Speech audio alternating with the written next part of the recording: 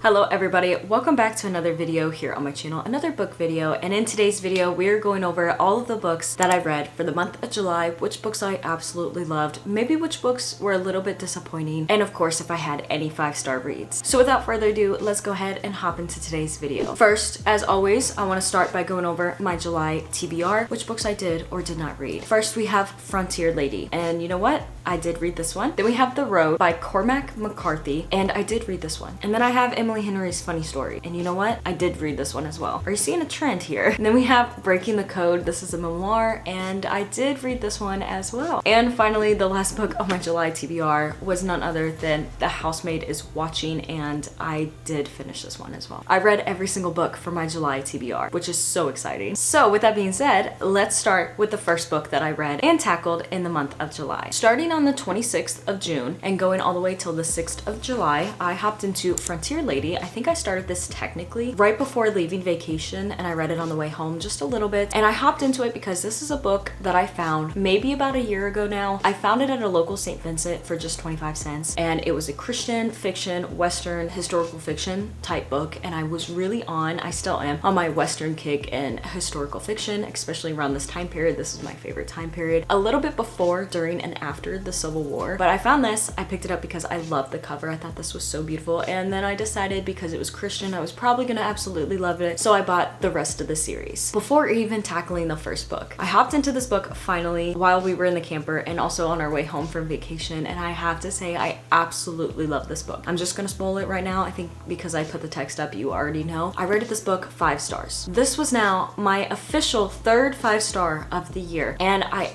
absolutely love this book. I love how we kind of have this main character who has so many bad things in a way happen to her, and she's just wrongly accused of in a way killing her husband, and she's about to hang, and then somebody, because of who her father-in-law is, they want to kind of get revenge on him, so they steal her from the gallows right when she has a noose around her neck, and they take her away, and she's a part of their gang, all to basically tick off this father-in-law of hers, and she does not like this father-in-law. There's a lot of things that just kind of happen that when you jump in, it's a little bit sad and just a kind of in a way a hard read, because there was somebody who said they were depressed while reading this book from the beginning to the very end, because there's just some things about this book that isn't the best. It's not really a happy-go-lucky book. There are some really sad parts in this book, and I feel like because of that and finding faith and stuff like that, you have all this darkness and then you find your light, which is like the Lord, and you start to see things a lot differently. And I absolutely love this book. I loved our main character's struggles. I thought it was a little bit more unique, and then there was a section that I'm not gonna lie, when we first got to it, she was with a bunch of Native Americans, and I was like, I like this man. I think he would be so good for her, but at the same time, I just want to be done with the Native Americans. I want to go back to the West. I want to go back to just what I felt like we were feeling like. And towards the end, because I felt like this was a good portion of this book, towards the end of that part, I was like, you know what?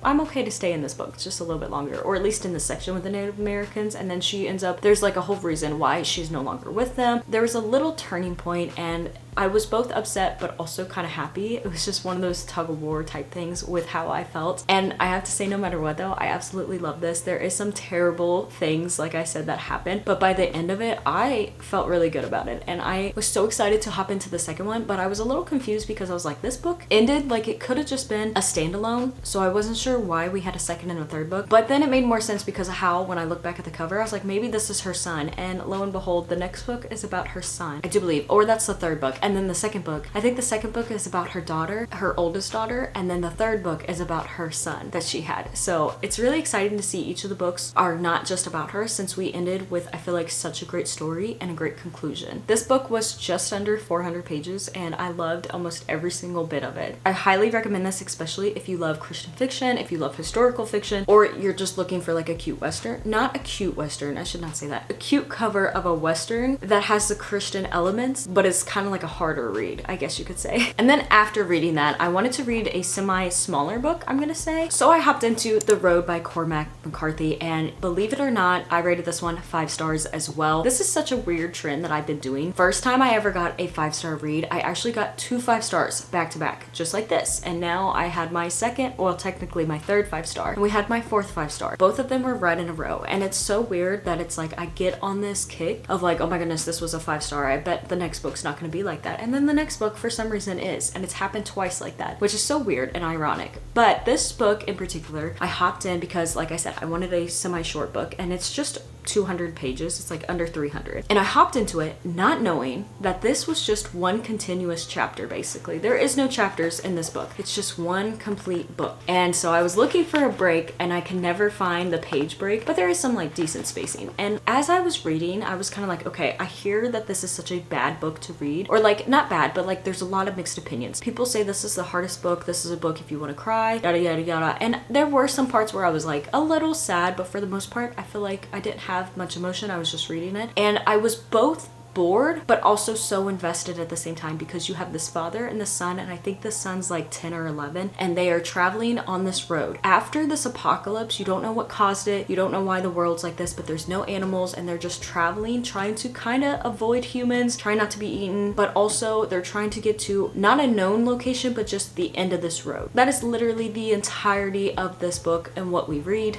It's just them traveling, avoiding people. They meet a couple people that are decent, but some of the people that they meet and they discover upon are just bad people. It's really kind of shows you in a way, like if this were to happen in the real world, how people would turn and how quickly to sin we would go, especially when it comes to cannibalism. That is just something that is really weird, but also with there for some reason being no animals, that is what people resorted to. So you are following this, and I will say if I would have read this before becoming a parent, I think I would have not had the same feeling that I had. But because I'm a parent and because I also have a son, even if he's not this age, it was one of those that I was just thinking, if this were to happen in real life, what it would be like, or what I would do in order to save and protect him, just like this father did. And I would say no matter what, I'd be trying to take my butt back to a state that I know all of the woods, I know all of the areas, I can live off the grid. There's plenty of houses where we have plenty of accessible water. I'll just say there's plenty of reasons why I wouldn't be in the new state that we are at now, and I would go back home. I would recommend this book, but I would say that it starts off slow. You don't have chapters, just so that you're aware. And also it might be a little bit hard, but in all honesty, it just depends on how you are. If you're a person that easily cries over stuff, I feel like you're definitely gonna cry. If you're a person more like me, I feel like you might be a little sad or like disgusted at points, but it's not gonna be enough to really affect you. But that's just me personally. I feel like I've read a lot of different things and my mind is kind of numb to a lot of things too. But I really, really enjoyed this book, and I understand why some people say this is a book that they absolutely love and is such a great book on their shelves, but they will never reread ever again. And then next, I actually have a reading vlog coming out for these next two books, but starting on the 19th and going all the way to the 24th, I hopped into Funny Story by Emily Henry, and I did like this book, just not as good as People We Meet on Vacation and also Happy Place. I've been trying to figure out where I wanted it, and it is in third place. It's right above Beach Read for me. I like the plot, or like the idea of this story coming about, how it kind of started with these two people, because I felt for me personally it was more unique reading something like this. I've never read something like this. I feel like it's been done before. Like I said, I've just never read something like this. So you have these two people, our main, technically female and male main characters, and they're both dating separate people. But in this book, as you're following the female main character, her fiance ends up rekindling a relationship once they move with his childhood best friend. And then him and her basically fall in love and they get together, which leaves these two people that were dating them single now, and she has no place to go, so he offers to let her, our main character, go into his apartment and live with him for a while until she gets on her feet. And I thought that concept was a little interesting. I understand, I think, why Emily Henry first wrote him to seem like this really bad person, or like not bad like, you know, he's out murdering people, but just bad like he's like a slob, or just isn't really doing much with his life. I think she wrote him like that in the beginning to basically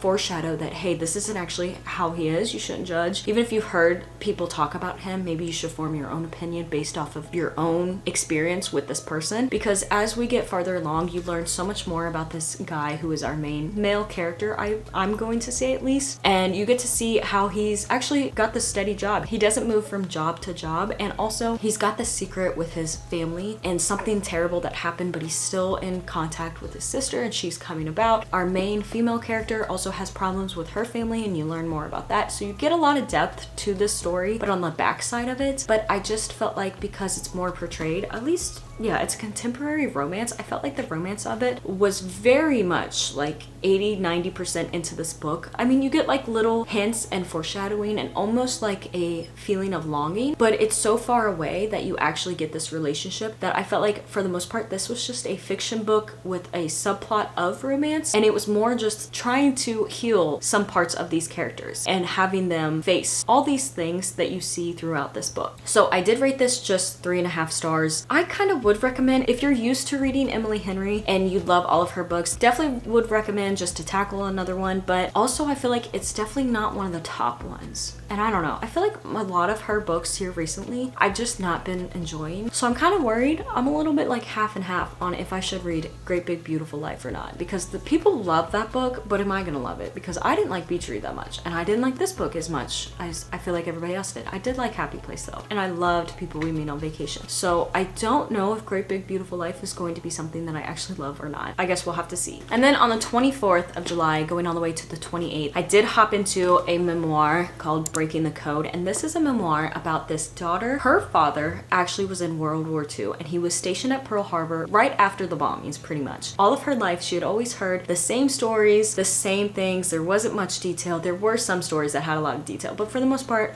his experience in the war wasn't very much, or he never talked about it a lot. And also, with that being said, he always said, I didn't do anything. I always just sat at a desk. I didn't do anything. You learn throughout the book that her father is actually in communications. He decodes messages coming through in a radio, and that is like the main thing he starts to do. There are some other things that he does, and that is, I guess, also what he does that's top secret, and at the time he couldn't talk about it. So there were times where he just thought he just made everything up, but then she finds evidence of it in certain letters, and that just helps him so much because he starts to get depressed. And also because they're reliving this, even though it's so many years later, he starts to relive some things that actually happened, because he wasn't just at a computer desk. I mean, maybe he was at a point, but he also was in the war, but not what you think of when you think of being in the war and also in the World War II. He had his own things that he has carried with him all these years, and his daughter has helped brought some of them out, and he spoke about them, and she was able to basically talk him through some things without actually doing it. Like, I don't think she realized how much she was helping him, and I don't think at the moment he realized how much his daughter was helping him too. But this book, I highly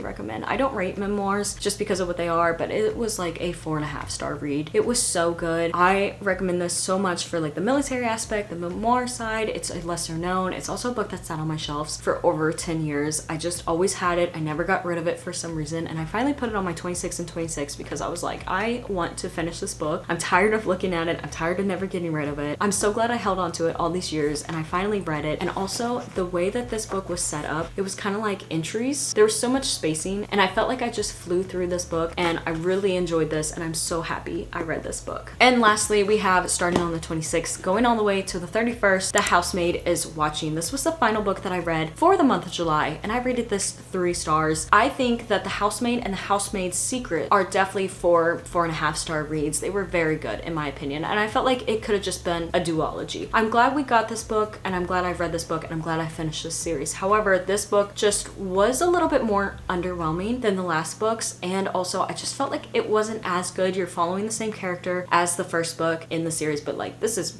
over a decade later, because she's been married for about a decade or more, and she has a couple kids, and so we're following in a way the same thing that always happens with her. She's always in the wrong place at the wrong time in a way, and there is some interesting things in this book, but they were so predictable that I called almost every single thing that happened in here, and I just felt like I was spoiling the book for me because I already knew how it was going to end or how it was going to go, and then we would get to the part and I was like, okay. It wasn't very exciting for me because I had already guessed it. But like I said, I am glad I read this. I'm glad that I finished the series. Like, there is no more. I never read the novella, The Wedding. This was my final book, and I'm very glad for that, because this was also, I feel like, a little bit thicker. And I feel like definitely until we got to part 2, which was like 200 pages into it, it was just kind of like we were down here just reading at a slow pace, not a slow pace, but just reading. And then we got to part 2 and I was like, okay, this is a little bit more interesting. I seen this coming, but like, I think it's actually going to be like this. And then we get to part 3 and I'm like, it was doing one of these. Like, it was interesting, but at the same time I was like, okay, well, I'm calling so much stuff that it's not really worth it. But like I said, I did just rate this 3 stars, and I don't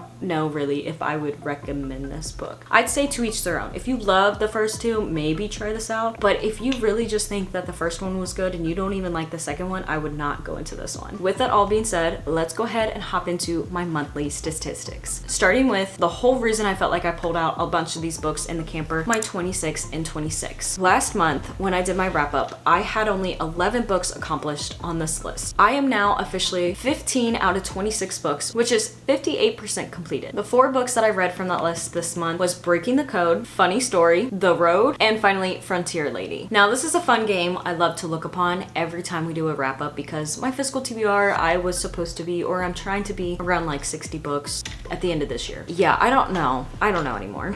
I realized after we got in this house and I was looking at some of my books over here, I realized there is 2 books I think that I didn't have on my physical TBR list. So I went from having 80 books read, and even though I tackled 5 books this month, I am only currently at 77 books on my physical TBR. Did tackle 5, but I only went down 3 because I found 2 books that weren't already on my list. What I was thinking when I picked them up was, oh, I'm not gonna add them to my physical list because they were older style books, like I'm talking at least the 60s on back. And I was thinking I won't have to pick them up, I won't have to read them because we can do that next year. I don't know why I was thinking that, and then I decided to write them down anyways, but we are here. So this year I have finished exactly 35 books, which is ironically my first book goal of the year. I always love to try and set 2 book goals, one that I absolutely have to tackle and then one that is a little bit out of my reach in a way. Isn't necessarily totally unrealistic, and it is set at 65 for my second one. Ironically, YA fantasy is still my top genre with 10 books, and thriller is still my second place genre, but instead of 7 books, it has 8 now. This month, I did cross an entire series off of my list, so I'm officially 1 series less on my series tracker. It was, of course, The Housemaid is Watching, or the Housemaid series. Also on my alphabet challenge, we had 1 letter that I got to cross off. It was F, and for Frontier Lady. Also on my 2026 reading challenge, I got to cross off 1 thing, and it was reading an autobiography or a memoir. Of course, this was Breaking the Code. So in total, for the month of July, I read 5 books, which equated to 1,766 pages, and also I had 2 5-star reads, Frontier Lady and also The Road. But my favorite book of the month, out of these 2, because they were both 5 stars, but in general, my favorite book of the month was none other than Frontier Lady. These are all the books that I read for the month of July, and I'm so glad I tackled all of these, all but The Housemaid being on my 26 and 26. And I just feel like next month, after doing this TBR jar video, I feel like next month is going to be an awesome reading month as well, and hopefully I can tackle all of my TBR as well, because this was exciting that I got to cross off every single one that was on my July TBR. So thank you all so much for watching. I hope you guys all enjoyed this video. Be sure, if you haven't seen my TBR jar video, to go ahead and click back and watch that. That should be the video posted before this. I have so many exciting reads in that video, and also I am so excited for the month because I have a reading vlog planned for this month, and I just feel like it's going to be so good. So thank you all so much for watching. I hope to see you in another video here on my channel, and as always, God bless.